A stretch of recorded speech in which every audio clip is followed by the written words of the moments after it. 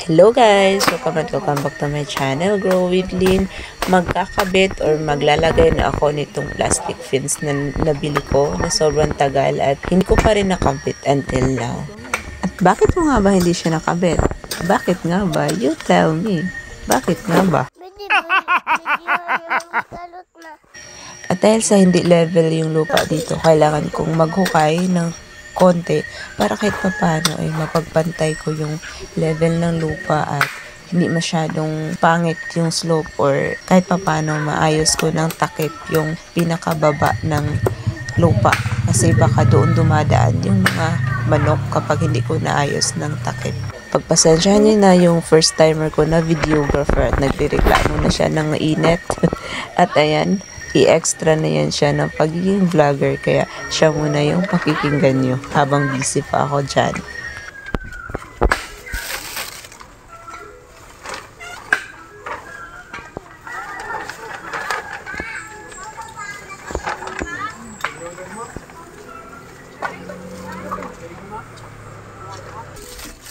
Tanaw diri ang gibuhat diri sa kuan diri video hiya kini akong pagpupit.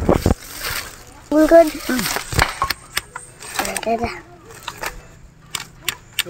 Tanagi sila pag-abot guys.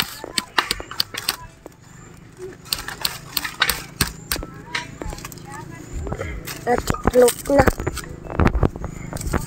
Nagisi ni pag-abot. Dali ni magisi og masunog. Barato rane. Barato rane.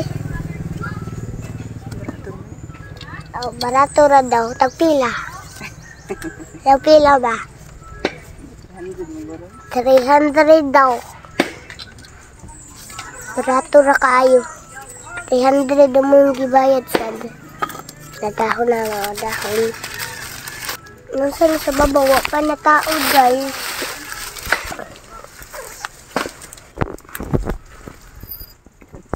Namao ni ang kano saging nanay buhok din na kuan or wakwak siguro. Ni saging dako kayo na. Luto kayo mga bulak si mama. Tuwa.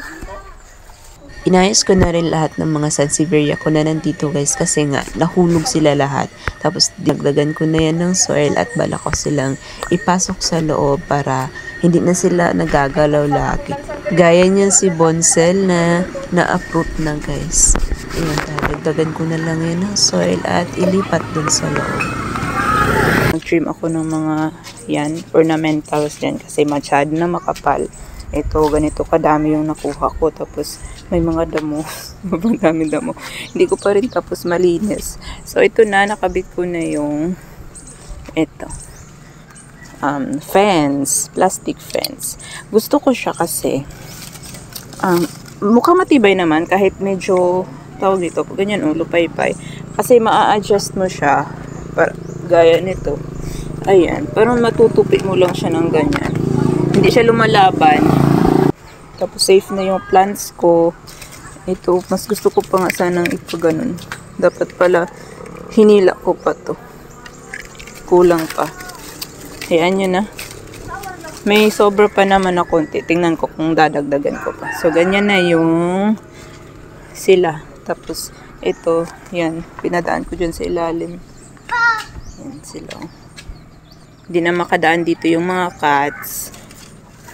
At hindi na matatanggal ito. Kasi yung mga katabi nito dito, nangahulog. Nahulog sila. So, ayan na yun guys.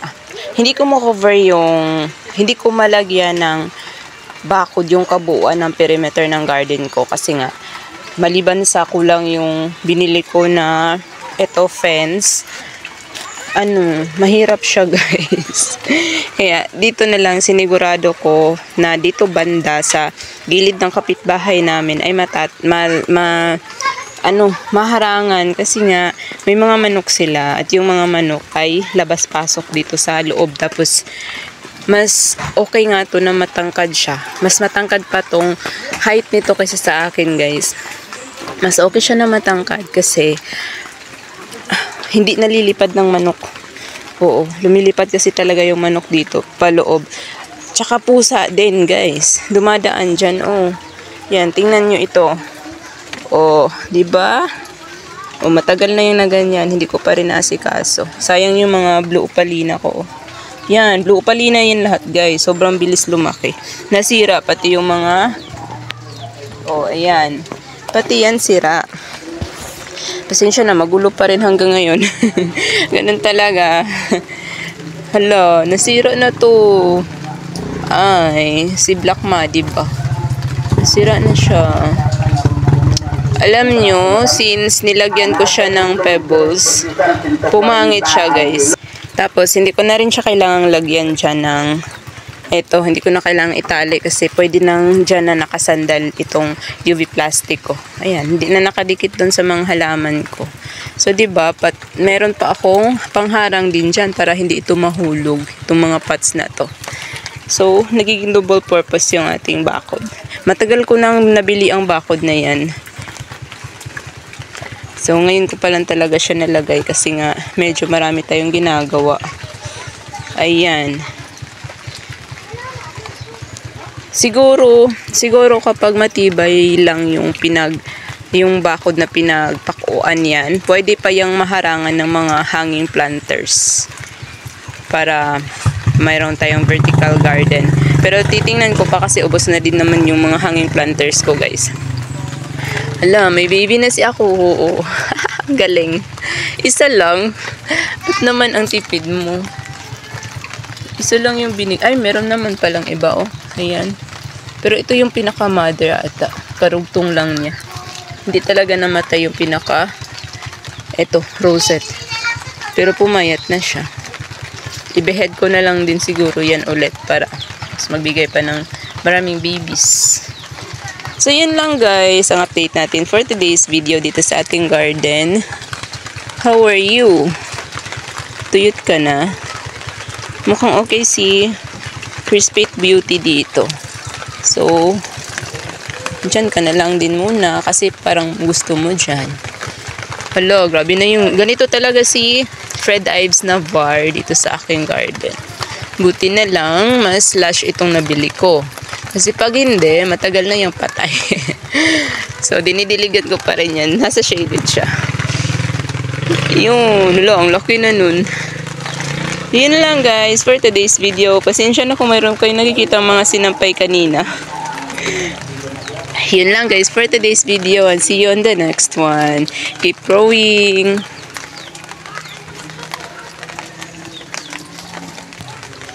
Magpataba ka na.